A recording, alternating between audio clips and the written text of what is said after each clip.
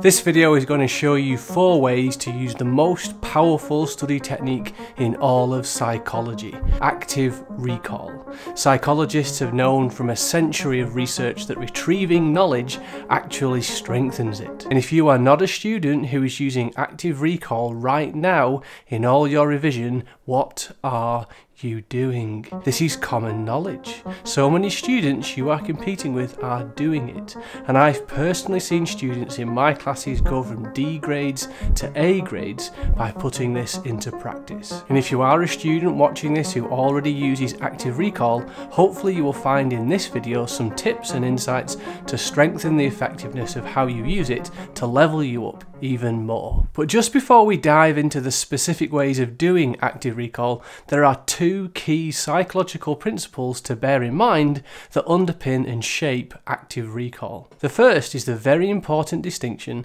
between recall and recognition. Recall is powerful. Recognition can be a trap. Recognition is where we look at the thing we're trying to study and learn, and because we recognize it, because we're familiar with it from seeing it multiple times, we think we know it. Reading our notes over and over again gives us a sense of knowing because we're familiar with it. But recall is hard. Recall is retrieving the information from your memory without your notes. In an exam, you're given a question with a blank space to write your answer, not much to recognize. For example, do you know what defense mechanisms are as part of the psychodynamic approach in psychology? If you're an A-level psychology student, you might say, yep, I know. But you might be using the word know in the sense that you recognize it from the topic. You're familiar with it. But do you know in the case of recall? Could you clearly define what defense mechanisms are? You can tell when you're doing recognition and not recall when you have room left in your mind to be doing something else, like scrolling on your phone, having a conversation, or watching something. Active recall requires your full attention and focus. Watching this video, on the other hand, is relatively easy. That's because it's passive learning. But if I asked you right now to name 3 types of long-term memory with an example and then compare them in 3 ways, could you?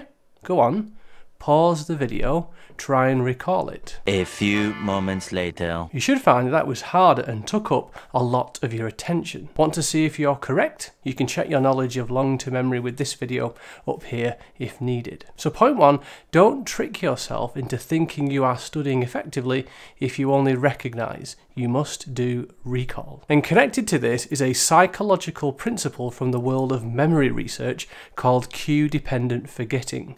There is a theory of forgetting called retrieval failure, which states that the reason that we forget is that we lack the relevant cues or triggers needed to help us recall the information. For example, one of the most famous studies known to psychology students involves scuba divers, where they found that if participants learned a list of words underwater, they recalled them better when they were back underwater again rather than on dry land. And there are many other versions of this study. The point being that the cues available at learning need to be there when we recall the information. The remainder of this video is going to walk you through 4 ways to do active recall, or what I'm going to call 4 levels of active recall, because each level builds on the one before and increases in difficulty and effectiveness. Level 1, free recall. You have a blank piece of paper in front of you. Your task is to recall as much as you can about a particular topic. Now, before you dive in and start scribbling away, a key idea here is the big picture first before the details. In other words, we want to categorize the topic. We need to understand how the topic we are studying fits together. We need a framework, a structure, a schema for how the topic fits together as a whole. Why do we want to do this? Well, for a number of reasons. 1, understanding the categories and the subcategories applies to what we just saw about the importance of cues. This is because the categories and subcategories for a topic provide you with the cues and triggers to help you access your memories. It's much easier to recall information that is organised into categories. But also, secondly, in an exam, it is these headings, these main categories and subheadings that are used in the exam questions. So you must know which parts of the topic the exam question is referring to, and importantly, not referring to, so that you don't mix them up. In the A-level psychology exam, they are are only allowed to write questions that include the words on the specification, and it's these words that we use to help categorise the topic. Here's an example with the social influence topic in paper 1 of the AQA Psychology A-level course. This topic nicely divides into 3 categories: conformity, obedience and resistance. But do you know how each of these categories further divide up? It looks like this. Then each of these categories can be further broken down. You can practice this with free recall. Grab a blank piece of paper or a mini whiteboard. Can you recall the main categories of a topic and then the main subheadings under each category? A really good example of this that often catches students out is with the research methods topic. Students often know the mean, median and mode well, notably because they covered it in their GCSE days. But what students often fail to realise is that the category or categories this comes under. Mean, median and mode are examples of central tendency, and central tendency is an example of descriptive statistics. So when this question appeared in an exam, many students had no idea what to write. Not because they didn't know what mean, median and mode are, but because they didn't know the category and subcategory they related to which the exam question would contain. Another example from social influence relates to explanations of obedience. One of them is known as the dispositional explanation. Would you know which explanation that's referring to if they put it in an exam question? If you're after a copy of this summary sheet for social influence and the other topics, you'll find a link for it in the description. So now you have an organised set of categories for the topic. You know what the main subheadings are, so now it's time to get into some of the details. Let's find out how well you know the content. Level 2, teach it. Otherwise known as the Feynman technique, named after physicist Richard Feynman, famed for explaining highly complex ideas in simple ways that anyone could understand. One of the best ways to test yourself, to do active recall, to discover how well you really understand something, is to try to explain it, to try to teach it to someone else. So explain it to your parent, your brother or sister, your gran. Ideally someone who can tell you whether they understand it or not based on what you said.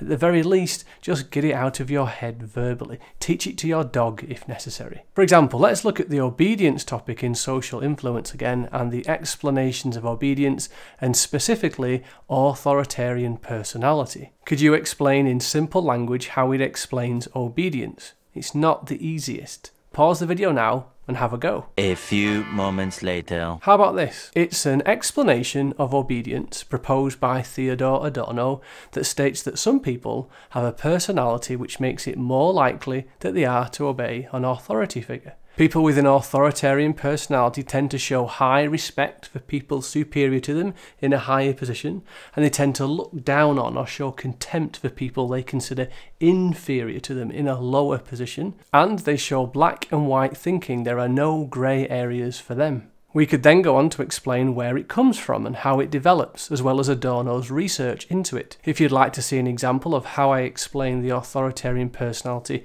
with reference to Harry Potter and Draco Malfoy, that video is also linked in the description below. As a side note, in case you didn't know, the dispositional explanation that I mentioned earlier is the authoritarian personality, because the word dispositional refers to the inherent qualities of a person, their personality. So level 2, teach it.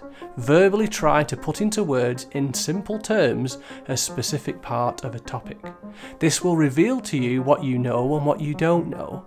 Again, don't trick yourself into thinking you know it by just giving a half answer. Try to clearly and accurately explain it. You can then check your notes to see how close you got and then practice teaching it again. Level 3 are flashcards. Flashcards are a great way to test yourself, a staple for every student, whether that's with a piece of card in your hand or on your app of choice like Quizlet or Anki.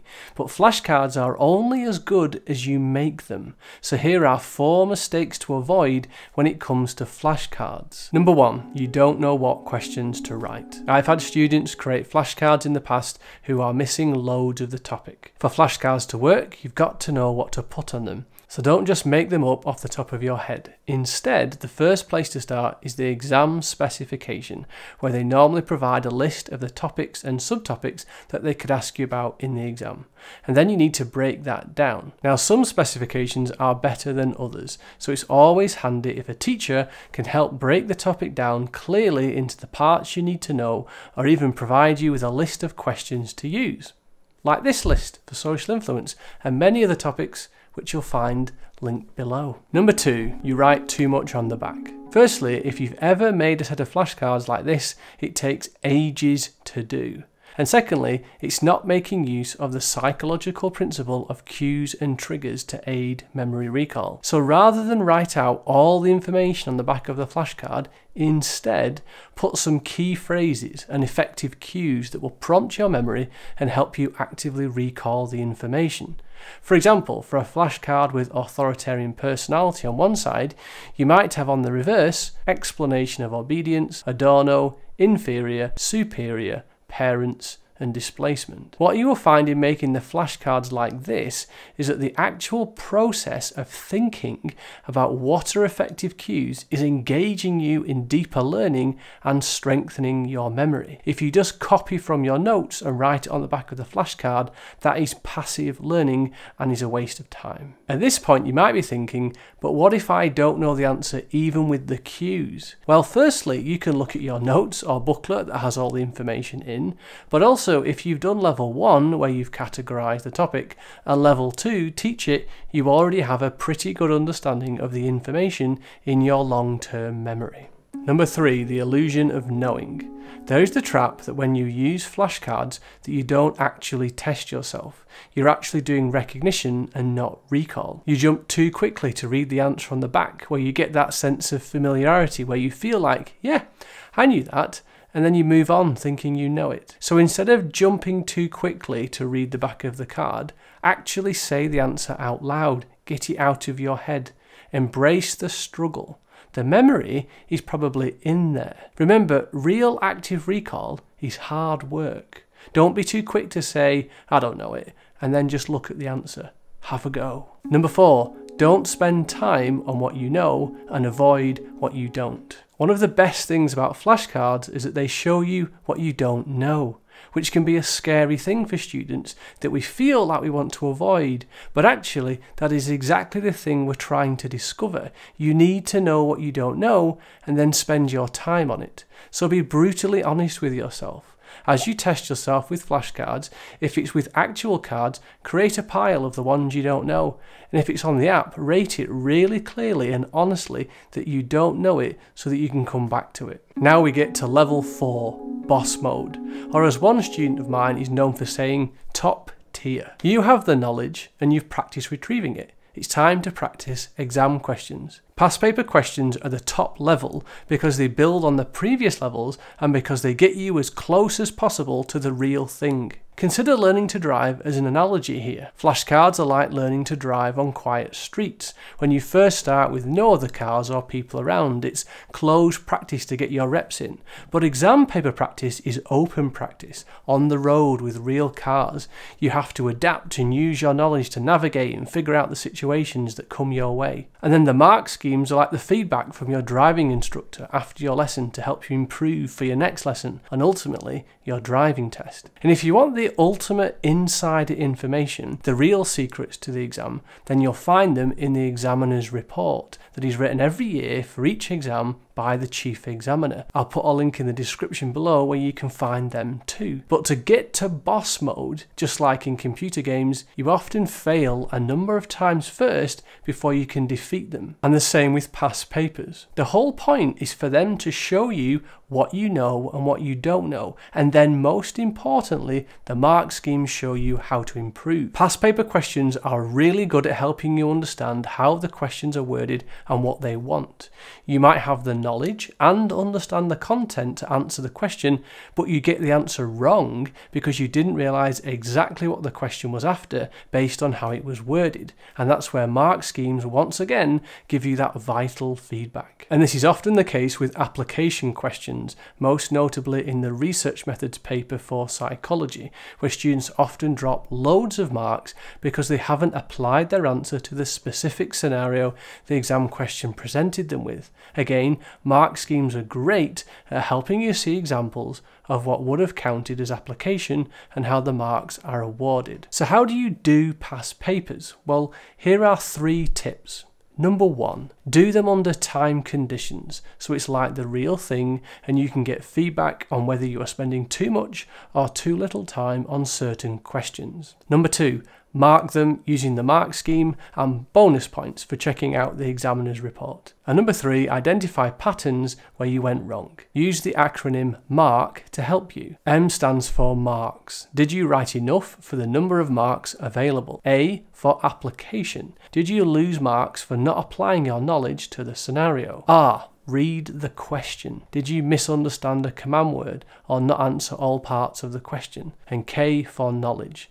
Were you simply unable to retrieve that information? Did you not know that part of the content well enough? Remember, your ideal situation is to be so familiar with the exam and having tested yourself multiple times with past papers that you turn the exam paper over and say, "Hello friend, we've met before." So that's the practice of how to do active recall. But what if I told you that there is one more psychological trick that can improve your grades even more and take your active recall onto a whole other level without requiring any more time or effort? Well, that's all in this next video, which is on the screen now. And for more resources to help you with your psychology revision, check the links in the description below. I hope you found this video helpful, and we'll see you in the next one.